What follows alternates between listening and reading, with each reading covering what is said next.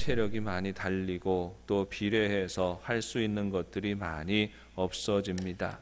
평생 무엇인가를 이루기 위해서 달려왔고 가지고자 노력했는데 어느덧 인생이 그런 소유로 채워지지 않는다 하는 사실을 깨닫게 되는 것입니다.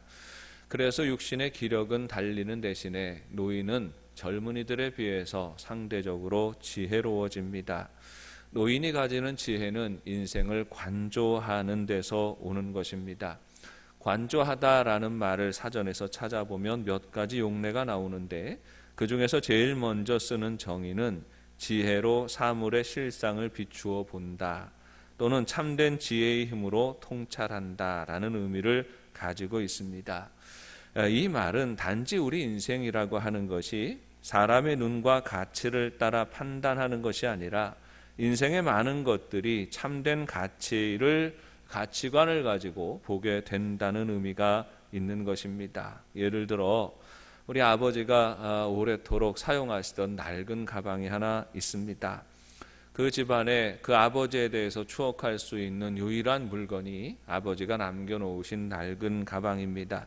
낡을 대로 낡아서 누구도 탐을 내지 않는 그런 가방입니다.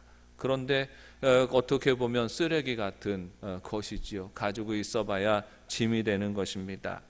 그런데 그 가방은 그 아버지가 평생 그 자녀들을 또 부양하고 또 가족들을 부양하느라고 애를 쓰면서 들고 다니셨던 손때 묻은 가방입니다. 그 가방 안에는 아버지의 생각과 삶이 배어 있는 것이지요. 아버지의 가치를 모르는 사람은 그냥 빨리 버려버리고 싶을 것입니다.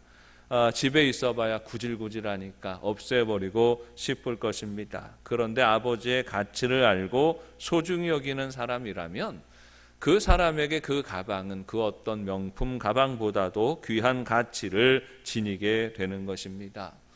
지혜는 인생의 참된 가치를 보는 능력입니다. 인생을 인생답게 하는 가치관의 우선순위를 분명히 아는 능력이지요. 우리 인생을 물질적인 가치에 따라 판단하고 살아가는 것이 아니라 지혜로 판단하고 살아가는 것이 우리 인생을 관조하는 사람의 모습인 것입니다. 상대적으로 노인이 되면 좀 더 지혜로워지는 것이지요. 혈기와 자신감이 많으면 많을수록 사람은 눈에 무엇인가 씌워지게 됩니다. 사물을 바로 보지 못하고 올바른 판단을 내리지 못하게 되는 것이지요. 그저 눈앞에 있는 가치, 물질적인 가치에 따라 모든 것을 판단하기 마련인 것입니다. 그러나 지혜를 가지게 되면 인생의 참된 가치가 어디에 있는지 알게 되는 것이지요. 물질적인 가치를 넘어서는 인생의 참된 가치가 있다는 것을 아는 것입니다. 신앙인들도 마찬가지입니다. 신앙의 연륜이 깊어지면 신앙인은 지혜로워져야 합니다. 지혜는 하나님의 마음을 아는 능력입니다. 그래서 지혜는 깊은 말씀 생활과 기도 생활을 통하여서 나오게 되는 것입니다. 우리는 범사에 하나님의 시선을 찾아내야 합니다. 하나님의 뜻을 분별해 내야 합니다. 경청하며 살아가야 하는 것이지요. 우리 영도의 가족들이 세월이 흘러가면 흘러갈수록 더욱 지혜로워지는 삶이 되시기를 바랍니다. 하나님의 뜻을 잘 분별하고 또 구별하여서 또 우리 하나님의 뜻에 온전히 순종하며 나아가는 삶이 되시기를 바랍니다. 그래서 우리 하나님이 주시는 지혜로 역사를 보고 또 인생을 돌아보며 진실한 감사로 주님 앞에 늘 겸손히 나아가는 복 있는 삶이 되시기를 바랍니다. 오늘 말씀은 다윗의 신앙의 고백이며 기도입니다. 말씀은 이렇게 시작합니다. 다윗의 마지막 말이라 했습니다. 22장과 23장이 연이어져 있어서 우리는 간혹 착각합니다. 22장도 23장도 혹시 같은 시기에 이어지는 그런 시일 수 있겠다라고 착각할 수 있습니다. 그러나 그렇게 생각해서는 안 됩니다. 22장은 주변의 모든 나라들을 다윗이 다 정복하고 강대한 나라를 이루고 승리감에 도취되었을 때에 기록한 시입니다. 반면 오늘 본문의 말씀은 다윗이 그 인생을 다 살고 난 이후에 지은 시입니다. 이제는 그 인생을 마감할 때가 되었지요. 그 시기에 기록한 신앙의 고백인 것입니다. 우리가 잘 아는 것처럼 다윗은 70년의 수를 누리며 살았습니다. 그는 산전수전을 다 겪었습니다. 사울에게서 도망치던 그런 도망자의 날들이 있었습니다. 여러 고비를 잘 이기고 극복하며 주변의 강대국들을 다 물리치고 떵떵거리며 살 때도 있었습니다. 그러다 아들 압살롬의 반역에 의하여서 그 왕자를 빼앗기고 잠시 동안 쫓겨났던 적도 있습니다. 다윗의 말년에는 그가 실수하여서 인구조사를 하게 되고 그로 말미암아 수만 명의 백성이 죽어나가는 것을 경험하기도 했습니다. 수많은 인생의 경험들을 통하여서 다윗은 한 가지를 깨닫게 됩니다. 자신이 이룬 것들도 순식간에 이것이 아무것도 아닌 것이 될 수 있다는 것입니다. 자신이 자랑하는 수많은 것들, 군사의 수라든지 물질의 양이라든지 하는 이 모든 것들이 한순간에 연기처럼 사라질 것임을 깨닫게 되는 것입니다. 그리고 오로지 하나님의 은혜만이 범죄한 사람이 살아갈 수 있는 유일한 길임을 고백하게 되는 것입니다. 여러분, 인생을 관조하면서 얻게 되는 인생의 참된 지혜는 이런 겁니다. 어떻게 돈을 벌고 어떻게 성공할지, 인기를 어떻게 차지하고 누릴지, 어떻게 존귀한 신분을 자자손손 물려주어서 누리게 할지 그 방법을 찾아내는 것을 지혜롭다라고 말하지 않습니다. 지혜는 인생이 무엇인지를 아는 것입니다. 지혜는 지금 하나님이 살아계신 하나님이심을 믿고 고백하게 하는 것이 지혜입니다. 지금 얼마를 가졌는지 어떤 자리에 올랐는지가 중요한 것이 아니라 지금 내가 하나님 앞에 얼마나 정직하고 겸손하게 살아가고 있는지가 중요하다는 말입니다. 당신은 지금 하나님 앞에 머물러 있습니까? 하나님의 음성을 듣고 하나님의 말씀을 듣고 살아가고 있습니까? 그 말씀에 순종하며 살아가고 있습니까? 이 질문에 대해서 온전히 대답할 수 있는 것이 지혜입니다. 우리 영도 가족들이 인생의 참된 지혜를 품고 오늘도 살아계신 우리 하나님을 고백하며 주님과 동행하며 주님의 복을 누리는 삶이 되시기를 바랍니다. 그렇게 지혜로 살아가는 사람들은 어떻게 살아갈까요? 오늘 2절과 3절 말씀을 보십니다. 여호와의 영이 나를 통하여 말씀하시며 그의 말씀이 내 혀에 있도다. 이스라엘의 하나님이 말씀하시며 이스라엘의 반석이 내게 이르시기를 했습니다. 지혜로 충만한 삶의 특징이 드러나고 있는 것이지요. 2절 말씀에 보면 여호와의 말씀이 나를 통하여 말씀하셨다 했습니다. 조금 더 문자적으로 이 말씀을 직역하면 여호와의 영이 내 안에서부터 말씀하셨다, 이렇게 번역할 수 있습니다. 즉 이 부분은 다윗이 이 시를 쓸 때의 다윗의 상황을 증명하고 있습니다.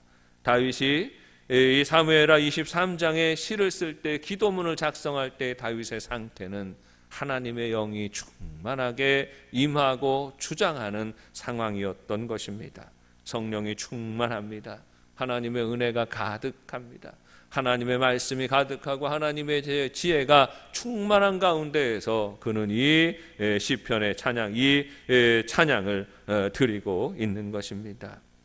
오늘날로 말하자면 성령이 충만한 상태를 말하는 것입니다. 하나님의 영이 가득하여서 내 주장과 내 뜻대로 말하는 것이 아니라 하나님의 말씀이, 하나님의 뜻이 내 입술을 통하여서 선포되어지는 그런 상황을 말하고 있는 것입니다. 여러분, 이 말씀을 통하여 우리는 성령 충만한 삶이 어떤 것인지를 보게 됩니다. 여러분, 성령 충만한 특징이 무엇입니까? 하나님의 영이 임하는 사람의 특징이 무엇입니까? 오늘 말씀에 보면 말씀하셨다 했습니다. 하나님의 영이 다윗에게 임할 때에 다윗에게 말씀하셨다. 다윗을 통하여 말씀하셨다 했습니다. 여러분, 성령은 말씀하시는 하나님의 영입니다. 우리에게 말씀하시고 우리에게 지혜를 주시는 분이시지요. 그러므로 성령 충만하다라는 것은 말씀이 충만한 삶으로 이어지게 되는 것입니다. 오늘날 많은 사람들이 성령 충만함을 말합니다.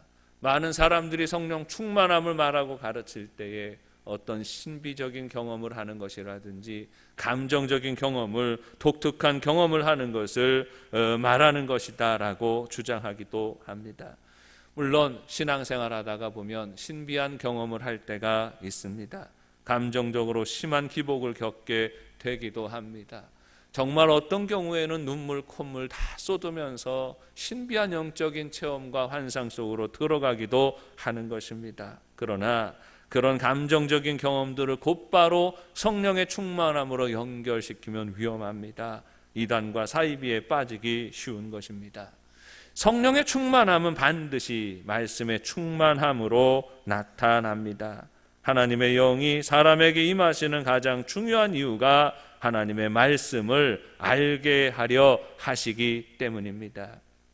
구약에서 선지자들은 하나님의 영이 임한 사람들입니다. 아무나 선지자 노릇하고 아무나 예언하지 않았지요. 반드시 하나님의 영이 저에게 임하였을 때에 저들이 예언하고 저들이 하나님의 말씀을 선포하게 됩니다.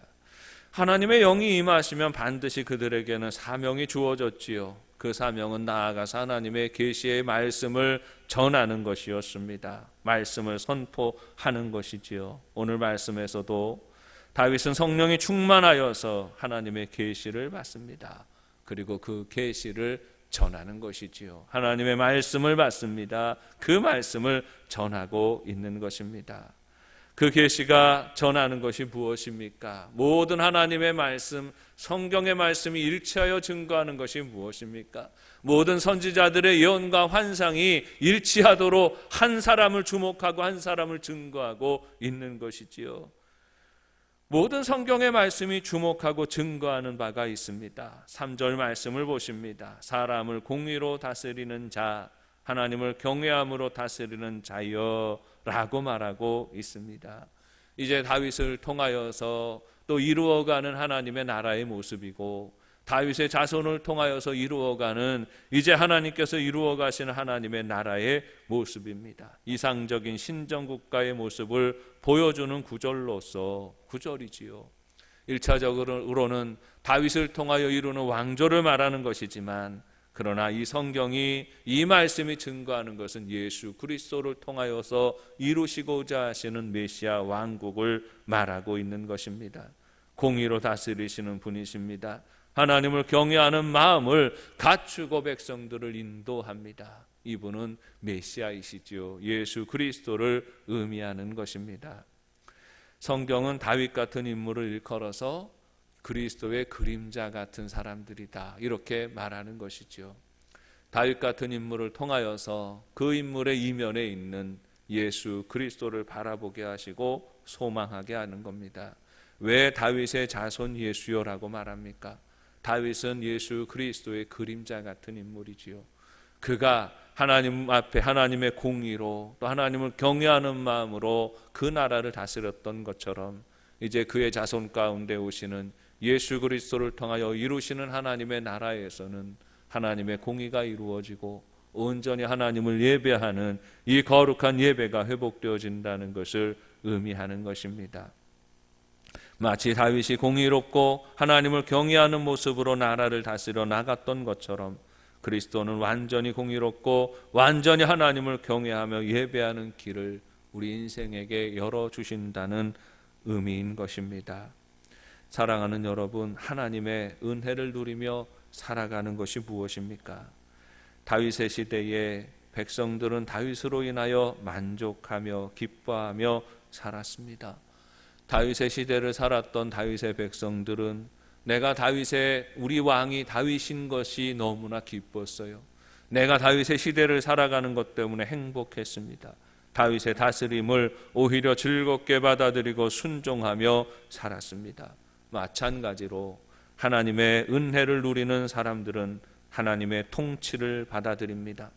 하나님의 말씀을 기억하고 순종하며 하나님의 말씀이 공의롭고 또한 하나님을 온전히 경외하는 삶으로 이끌어가는 것임을 고백하며 살아가게 되는 것입니다. 그리스도인은 민주주의를 살아가지 않습니다. 민주주의가 주장하는 바 내 자유, 내 주장을 내세우며 살지 않습니다. 하나님의 사람들은 그리스도가 중요합니다. 하나님의 말씀이 중요하고 하나님의 뜻이 중요합니다. 그리고 그 말씀에 순종하며 살아가게 되고 그렇게 살아가는 삶을 기뻐하며 사는 것입니다. 우리 영도의 가족들이 하나님께서 말씀으로 우리를 다스리시는 분이심을 인정하고 고백하는 삶이 되시기를 바랍니다. 기꺼이 순종하며 그 말씀에 순종함으로 또 우리 하나님의 뜻을 이루어가는 복 있는 삶이 되시기를 바랍니다. 다윗의 예언은 이 순종을 기준으로 나누어집니다. 그리고 이 말씀을 받아들이고 하나님의 통치를 순종하며 살아갈 때에는 놀라운 축복이 이어지지요. 놀라운 은혜와 놀라운 약속이 주어지는 것입니다. 5절 말씀을 보십니다. 내 집이 하나님 앞에 이같지 아니하냐. 하나님이 나와 더불어 영원한 언약을 세우사 만사에 구비하고 견고하게 하셨으니 나의 모든 구원과 나의 모든 소원을 어찌 이루지 아니하시랴 했습니다. 하나님이 왕이시고 하나님이 다스리시는 인생이 어떤 인생이 됩니까? 우리가 하나님의 통치를 인정하고 하나님 말씀에 순종하며 살아가면 어떻게 됩니까? 하나님이 내 인생의 왕이심을 고백하며 그 말씀을 따라 살아가면 어떻게 되어집니까? 하나님이 채우십니다. 하나님이 보호하십니다. 하나님이 이기게 하십니다. 날마다 부어주시는 그 은혜가 크고 놀라운 것입니다. 만사에 구비하고 견고하게 하셨다 했습니다. 여러분, 믿음으로 살아가는 사람들의 모습입니다. 반면에 순종하지 아니하면 어떻게 됩니까? 그 말씀이 나와 동떨어진 것으로 여기고 내 인생의 주인이 나이지, 나의 인생의 왕은 내가 왕이지, 하나님이 내 인생의 왕이 되고 나를 간섭하시는 것을 거절하며 살아가면 어떻게 되겠습니까? 6절 말씀입니다. 그러나 사악한 자는 다 내버려질 가시나무 같으니 이는 손으로 잡을 수 없음이로다 했습니다. 하나님을 등지는 자, 떠나가는 자, 하나님의 통치를 거절하는 자들을 일컬어서 성경은 악하다 말합니다. 악한 사람들의 운명이 어떻게 됩니까? 내버려질 가시나무 같다 했습니다. 비록 다윗 왕조에 이어지는 왕이라 할지라도 하나님을 등지고 대적하는 악한 왕의 운명은 내버려질 가시나무 같습니다. 가시나무는 아무짝에도 쓸모가 없지요. 사람들은 찍어서 땔감으로만 씁니다. 하나님을 등지는 인생, 하나님을 떠나가는 인생, 하나님의 말씀을 따라 살지 않는 인생은 그렇게 되는 것입니다.